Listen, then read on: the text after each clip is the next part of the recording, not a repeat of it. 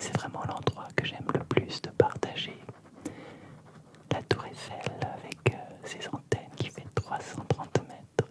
Et c'est de là que tout est parti. C'est à Paris que j'ai créé ma chaîne. Et puis voilà, toutes mes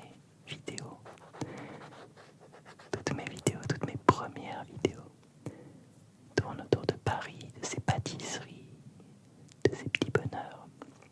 Là, c'est encore mieux de zoomer un petit peu. Il y a 3 étages accessibles au public. Je ne sais pas si tu es déjà allé sur la Tour Eiffel. Bien sûr, c'est un petit peu cliché, je vais essayer de bien le prononcer. Car il y a tellement d'autres endroits à Paris qui valent peut-être même plus la peine que la Tour Eiffel. Mais j'avoue que j'aime m'y rendre régulièrement. M'allonger sur le champ de Mars, faire un petit tour devant l'hôtel des Invalides, une petite balade et puis aller voir la Dame de Fer. Il y a quand même 7 millions de visiteurs par an. Enfin, c'est un chiffre qui vaut avant la pandémie. Voilà, mais ça en fait quand même l'un des monuments le plus visité au monde. Voilà. Après, à Paris, il y a tellement d'endroits que je pourrais te conseiller de visiter, bien sûr.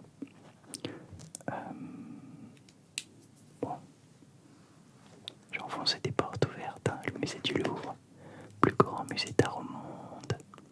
Le musée d'Orsay que j'adore, avec ses chefs-d'œuvre impressionnistes. La cathédrale Notre-Dame, qui a été restaurée. La basilique du Sacré-Cœur, l'Opéra Garnier, les ruelles dans le quartier du Marais, les hôtels particuliers, le quartier latin, la Seine et ses ponts, le Palais Garnier, les Invalides, la Sainte-Chapelle, le Jardin du Luxembourg, le Jardin des Plantes. Bref, j'adore. Et puis Londres, ça fait quand même, en tout cas la Grande-Bretagne, le Royaume-Uni. Cela fait quelque temps que je n'y suis plus allé, que je n'y suis pas allé. Ça doit remonter un peu, oui, encore avant le Brexit. J'y suis allé beaucoup au début des années 2000. Visiter Brighton, visiter Oxford, visiter Londres, bien évidemment, avec moult comédies musicales. Et puis Big Ben, le château de Windsor. C'est vraiment un pays que j'aime beaucoup. J'y suis retourné ensuite, bien sûr, pour visiter la ville. J'y suis allé voir aussi les studios Harry Potter plusieurs fois, que j'aime beaucoup, qui permettent de découvrir l'univers de Harry Potter. Voilà. Mais cela fait aussi quelques temps que je ne m'y suis plus replongé. Et là, tu vois Big Ben, grand symbole de Londres.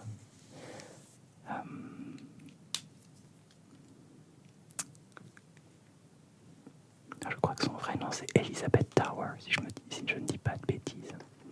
Avec ses 96 mètres de hauteur, cet immense cadran de 7 mètres. Voilà, j'aime beaucoup Londres, j'aime beaucoup la Grande-Bretagne. Et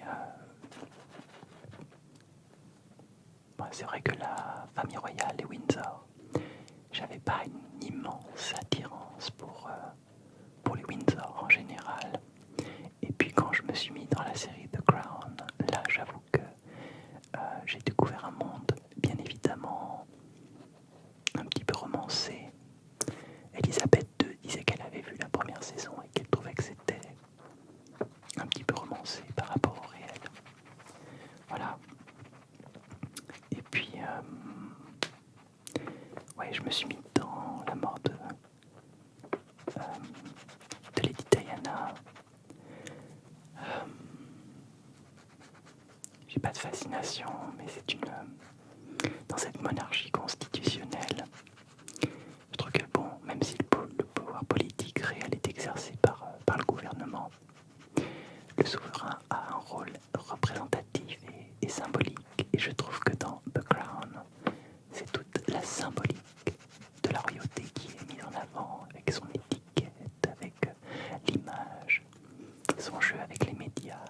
malgré ce scandale. Voilà. Et puis c'est surtout sous Élisabeth II que la famille royale est devenue très populaire, mais critiquée bien sûr pour son goût, pour ses privilèges, pour certaines affaires aussi, bien sûr. Voilà, ça incarne aussi la continuité historique, et cela attire un très fort tourisme. En Grande-Bretagne, il faut être honnête. Donc c'est pas vraiment par admiration pour la royauté, mais peut-être par fascination pour ces gens qui vivent un petit peu dans une autre sphère, dans un monde un petit peu déconnecté, et en même temps dans un réel qui est le leur.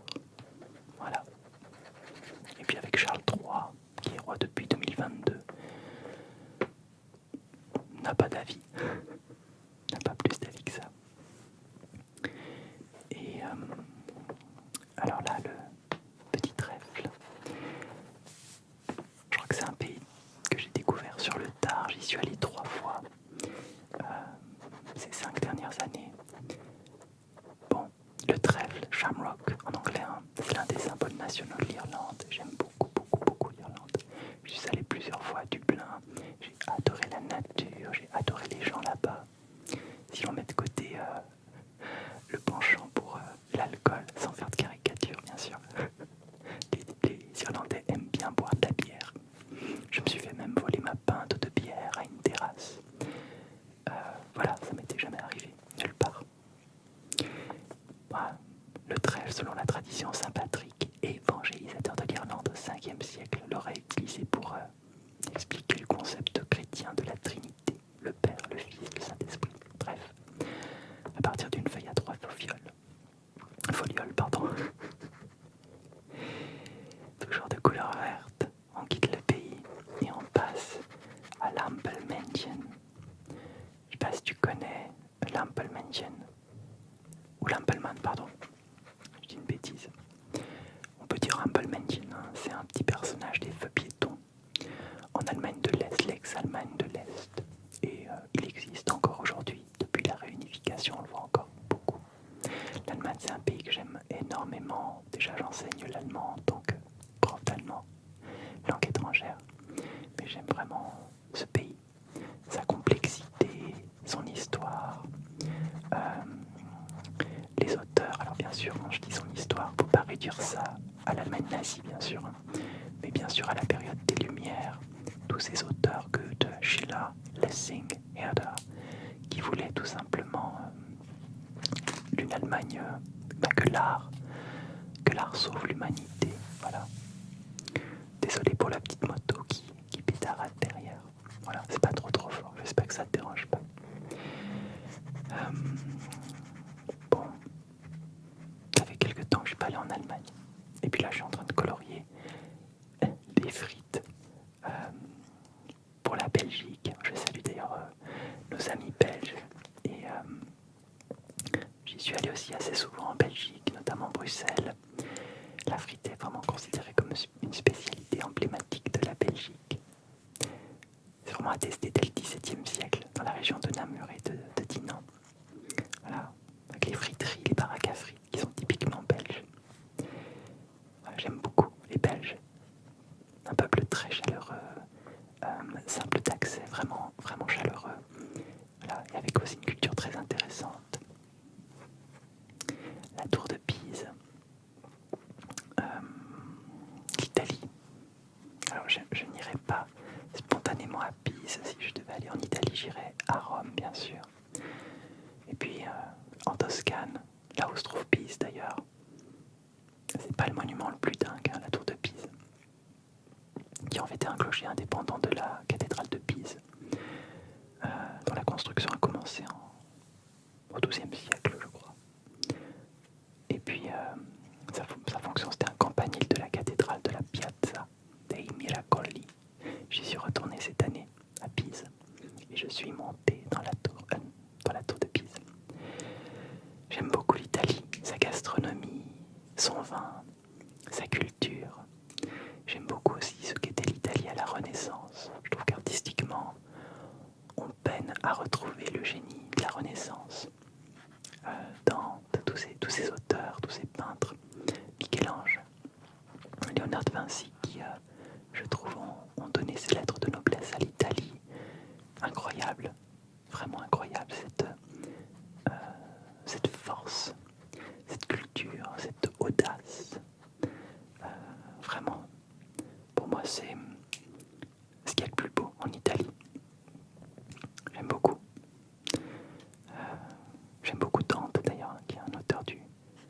XIIIe, XIVe siècle. Bon, il y a eu un bretzel entre-temps, un croissant, mais je pourrais te parler de la Divine Comédie pendant longtemps, qui est écrite en italien, vulgaire, plutôt qu'en latin, qui a un peu contribué à fonder la langue italienne moderne. C'est le voyage imaginaire de l'âme à travers l'enfer, inferno, à travers le purgatoire, purgatorio, et le paradis, paradiso. C'est de la poésie, hein. C'est très très beau. Je t'encourage à lire des extraits. Le croissant qu'on aime beaucoup, que j'ai présenté récemment dans un short. Alors le croissant, on dit souvent que c'est originaire d'Autriche. Je le redis encore, bien sûr que son ancêtre c'est le Kipferl en Autriche, viennoiserie en forme de croissant attestée au Moyen-Âge, mais la forme de croissant daterait de 1683. Après la levée du siège ottoman de Vienne, les boulangers auraient créé une pâtisserie en forme de croissant pour symboliser la victoire sur l'Empire ottoman. Et puis en France, c'est pas du tout Marie-Antoinette qui l'a introduit au XVIIIe siècle, mais c'est un pâtissier dont j'ai oublié le nom. En te racontant ça, je sais plus. Voilà, mais ça vient d'Autriche pour la forme, mais pas pour le feuilletage. Ça, c'est très très français. Et puis, la Sagrada Familia. Je pourrais te parler de Barcelone en particulier, hein. La Sagrada Familia, c'est fascinant comme histoire. Mais là, je suis parti à Saint-Jacques-de-Compostelle et j'ai parcouru vraiment tout le nord de l'Espagne. Ça a été vraiment un voyage magnifique. J'ai eu un énorme coup de cœur pour la Galice. C'est une région que j'ai adorée, une espèce de Bretagne espagnole avec des plages sauvages. J'étais parfois seul sur la plage en plein été, tellement il y a d'endroits pour pouvoir se baigner. Le vin y est délicieux. Faut aimer les fruits de mer. Il y a moins de viande sur la côte. On mange plus du poisson, des fruits de mer. Désolé, du poulpe aussi. J'aime pas trop le poulpe. J'aime pas le manger. Et puis pour revenir à Barcelone, où je ne suis pas allé cet été, mais que j'ai visité plusieurs fois, la Sagrada Familia, c'est vraiment incroyable. Une basilique catholique qui est emblématique de Barcelone, hein, avec comme architecte Antoni Gaudí, qui est une figure du modernisme catalan. Ça a commencé en 1882 hein, et ça reste inachevé. On approche de la fin, mais c'est encore inachevé. Voilà, et c'est donc une immense basilique avec 18 tours, 12 pour les apôtres, 4 pour les évangélistes, une pour la Vierge Marie, une centrale pour le Christ, avec une hauteur de 172 mètres, d'une dinguerie. Voilà.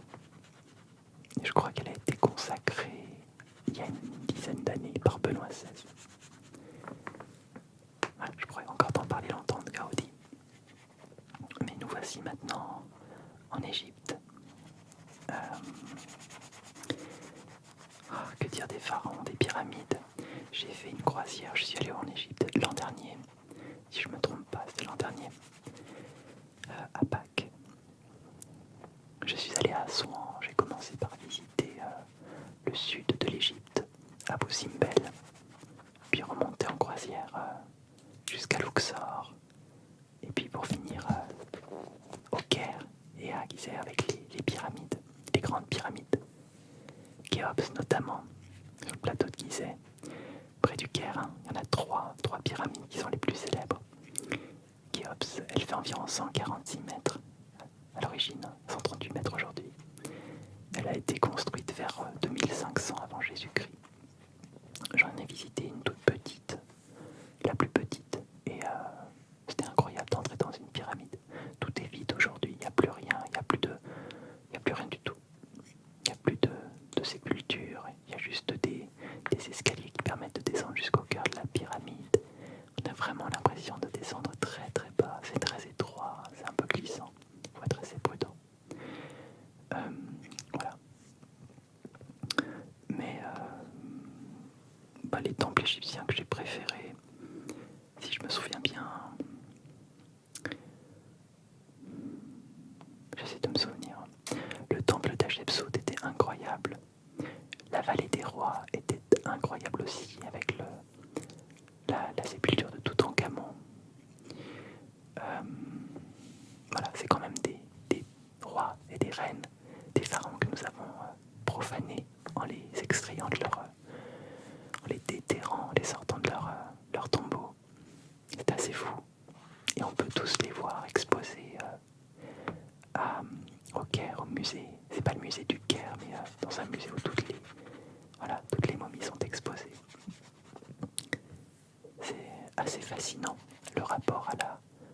la mort, voilà, pour ces êtres qui aspiraient à l'éternité.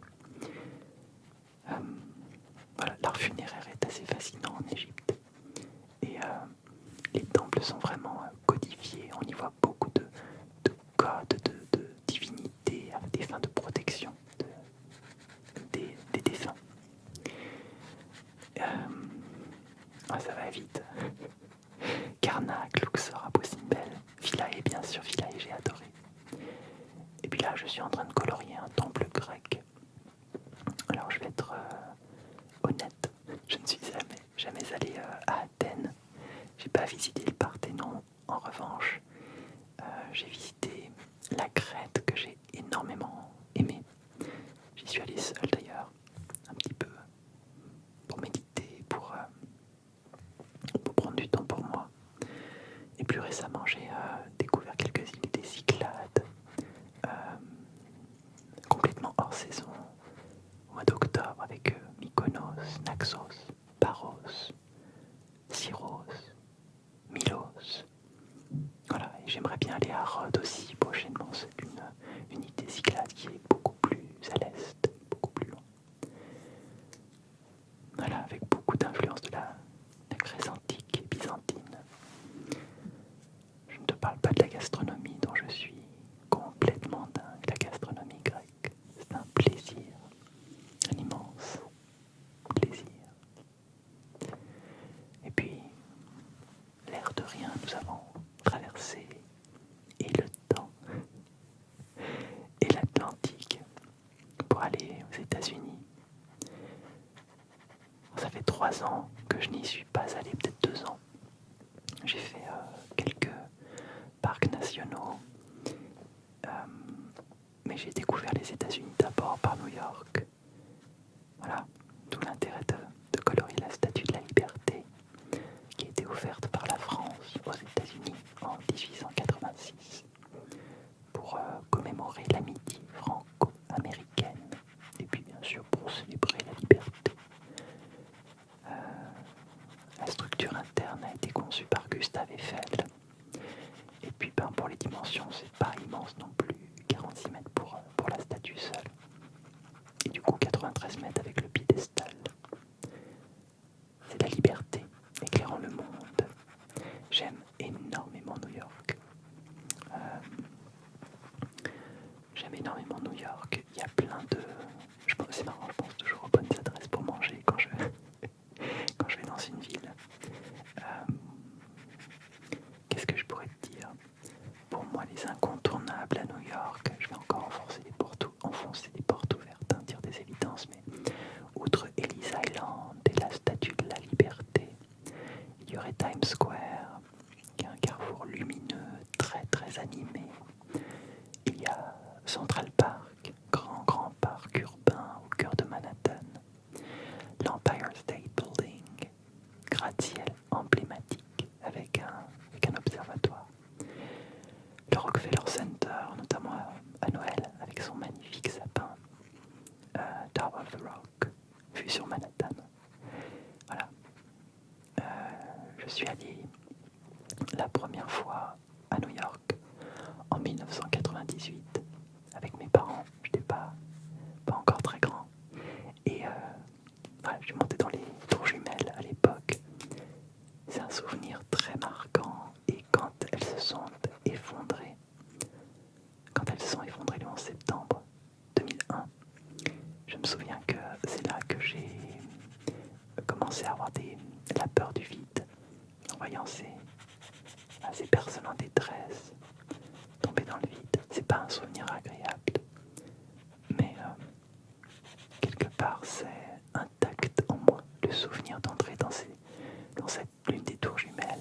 J'ai gardé mon petit ticket, je me souviens que j'avais fait des photos à l'époque à l'argentique et ça marque. Et quand j'y suis retourné, Ground Zero, avec cette nouvelle tour, c'était étrange, très étrange. Je me souviens je sais plus ce que c'était, une boule en métal qui était à l'entrée des tours jumelles et qui maintenant est complètement explosée et qui est exposée, je crois, à ce musée de commémoration des victimes du 11 septembre. Voilà, c'est assez inconcevable. Avant d'en venir à San Francisco, parce que je crois qu'on a traversé les États-Unis. Voilà donc le mémorial du 11 septembre, le Brooklyn Bridge, avec un super resto à son pied. Je ne sais pas s'il existe encore. Wall Street, Broadway, ses comédies musicales, Chinatown, Little Italy. Voilà. Et puis, alors la côte ouest. Par quoi commencer? Le Golden Gate peut-être. Si tu y vas, je te souhaite d'avoir beau temps pour que ce soit dégagé. Le Golden Gate Bridge, il est emblématique de San Francisco. Il relie San Francisco à la péninsule de Marin, en enjambant le détroit du Golden Gate.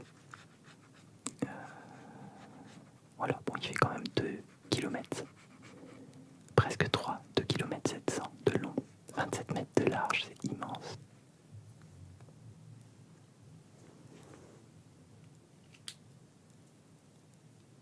Et ce qui est vraiment impressionnant, c'est ces pylônes de 227 mètres. Voilà. Et puis, pour ce qui est des parcs nationaux, je crois que c'est ce qui m'a le plus fasciné. En fait, plus je voyage, plus je suis attiré par les parcs nationaux, par la nature en règle générale. Alors, j'ai pas fait Yellowstone, qui était le tout premier parc national officiel.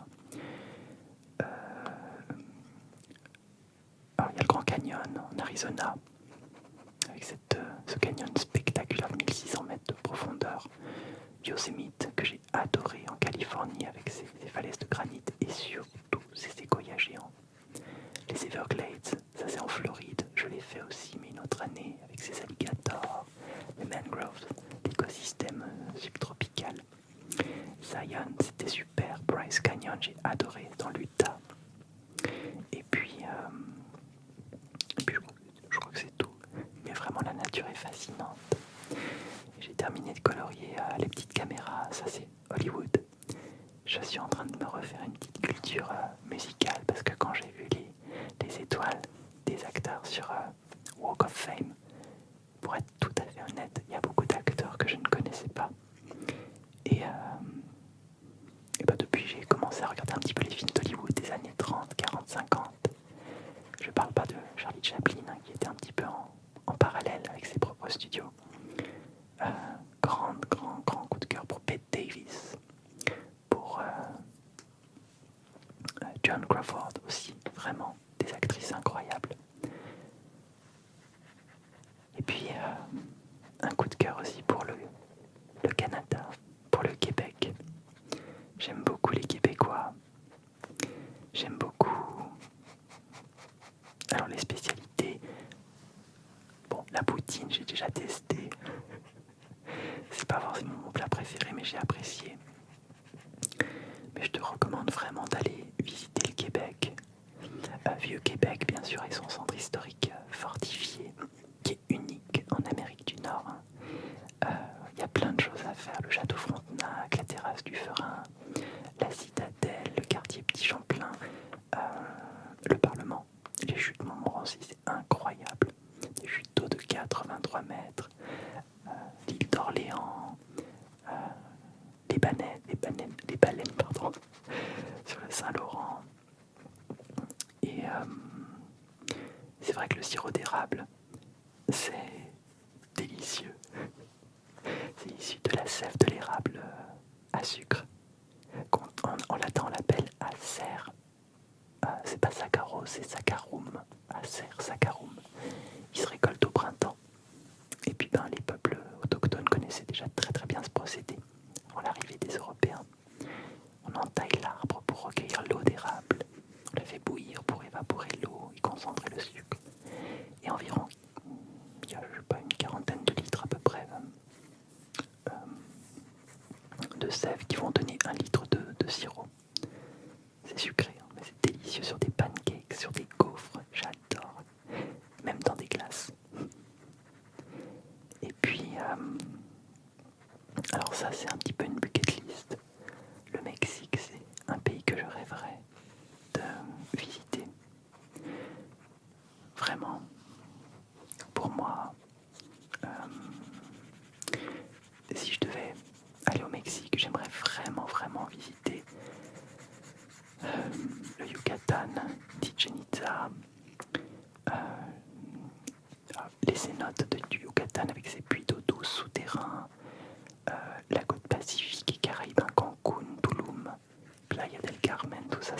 énormément. Voilà, je connais très peu, je t'avoue que voilà, sans visite, je connais pas encore très très bien. Euh, alors, qu'est-ce qu'il y a d'autre? Il y a des temples aussi, bien sûr. Euh, Au Mexique, ce sont surtout des temples mayas et toltèques, mais pas incas. Les Incas, c'est surtout centré au Pérou hein, et dans les Andes. Donc je te parlais de Chichen Itza par exemple, avec le temple de Kukulkan, avec sa pyramide à degrés. Voilà, ça me fascine vraiment. J'aimerais un jour pouvoir voir ces pyramides. Et alors l'île de Pâques, ça aussi c'est ma bucket list. J'avais prévu de faire ce voyage l'an dernier, jusqu'à me rendre compte qu'en fait j'avais pas du tout assez d'argent pour aller sur l'île de Pâques. Enfin ça me semblait beaucoup trop cher. Et puis sur un temps trop court, il y avait la taxe carbone, il y avait plein de choses.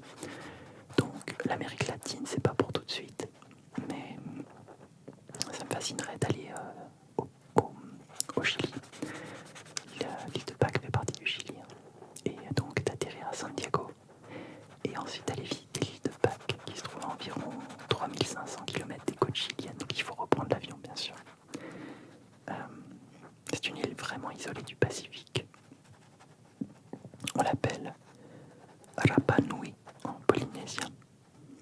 Et en espagnol c'est Isla de Pascua, je crois. Voilà, avec ces moaïs, ces statues monumentales qui vont jusqu'à 10 mètres, qui sont sculptées entre le XIIIe et le XVIe siècle, et donc qui représentent des ancêtres divinisés. Voilà, c'est un rêve, j'espère pouvoir le réaliser un jour. Ça va vite. On quitte l'Amérique latine pour aller cette fois-ci au Japon. Alors c'est un voyage que j'ai fait il y a maintenant 5 ans je crois, 4-5 ans. C'est fou comme le temps s'écrase. Entre temps il y a eu le Cambodge, il y a eu la Thaïlande. En tout cas le Japon. Alors je me suis énormément concentré sur Tokyo. Quand je suis allé au Japon, je suis resté 6 ou 7 jours à Tokyo. Je te recommande bien évidemment Shinjuku et ses gratte-ciel, sa vie nocturne, Shibuya et le carrefour piéton très célèbre. Shibuya c'est très mode, c'est très culture jeune. Harajuku pour la culture pop et son sanctuaire Meiji Jingu. Asakusa avec une ambiance plus traditionnelle.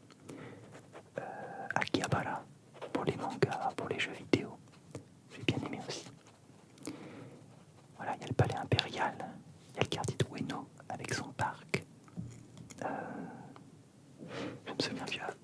Je me souviens avoir vu la porte des enfers de Rodin, une des portes des enfers là-bas. Voilà, j'ai aussi visité un peu la vie tokyoïte, l'art funéraire, le système scolaire. Voilà, essayer de connaître un petit peu plus la culture japonaise, les croyances aussi. C'est une culture incroyable, très très très particulière. Je crois que les Japonais vivent vraiment pour le collectif et presque l'esprit du sacrifice. Oh là là, il y a les idées qui me viennent. Là, je suis en train de dessiner colorier Fujiyama, un des plus beaux paysages que j'ai vus, avec des lignes très très douces.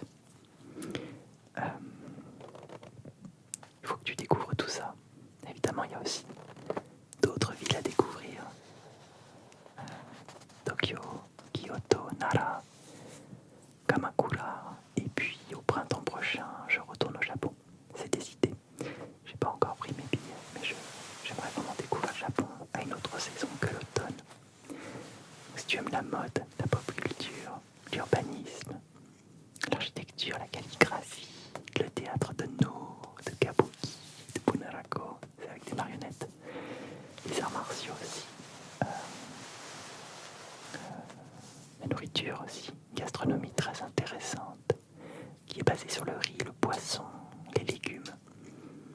C'est merveilleux.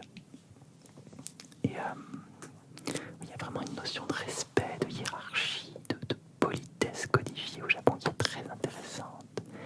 L'esthétique du wabi-sabi aussi que j'aime beaucoup, qui est, qui est de voir la beauté dans l'imperfection et la simplicité. Voilà. Alors on va terminer, non pas sur mon chat Odéon, qui se trouve pas en Asie. Là on est plutôt, j'ai l'impression au niveau de, probablement un peu au-dessus de la Chine. J'arrive pas trop à voir rétrospectivement, car j'ai fait cette vidéo en 2 temps. J'ai d'abord colorié et ensuite j'ai posé ma voix pour apprécier ce moment de détente aussi. En tout cas, le coloriage, c'est vraiment un bonheur.